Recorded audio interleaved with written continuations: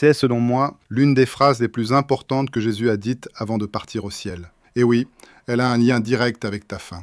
Il y a 2000 ans, Jésus est mort, il est ressuscité, puis il est remonté au ciel. Et il a fait cette promesse. Oui, je viens bientôt. Apocalypse 22, 20. Aujourd'hui, on est dans les derniers temps, et des milliards de croyants attendent son retour. Peut-être que toi, tu t'attends à voir Jésus descendre sur une nuée, ou qu'il t'enlève dans les airs, ou qu'un jour il frappe soudain à la porte de ta maison.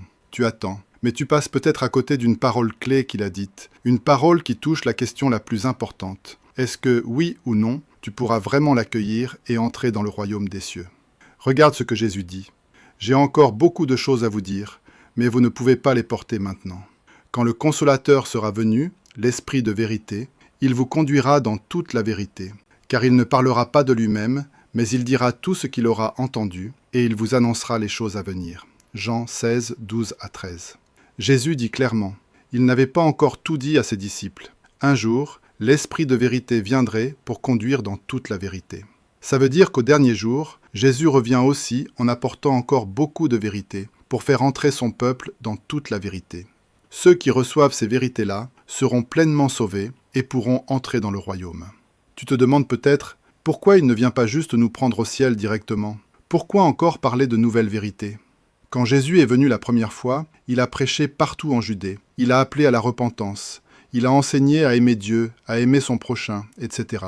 Ces vérités nous apprennent comment vivre, mais elles ne règlent pas encore tout le problème du péché en profondeur. Dieu voulait nous donner plus, mais à cette époque, les gens n'avaient pas la maturité pour tout comprendre. C'est pour ça que Jésus dit « Vous ne pouvez pas les porter maintenant ». Il fallait attendre le temps de son retour pour que toutes ces vérités-là soient ouvertes. Les mystères qu'on ne comprend pas dans la Bible, le chemin concret pour être délivré du péché, qui Dieu fait entrer dans le royaume et qui sera laissé dehors, ce qui attend les gens dans le royaume, etc.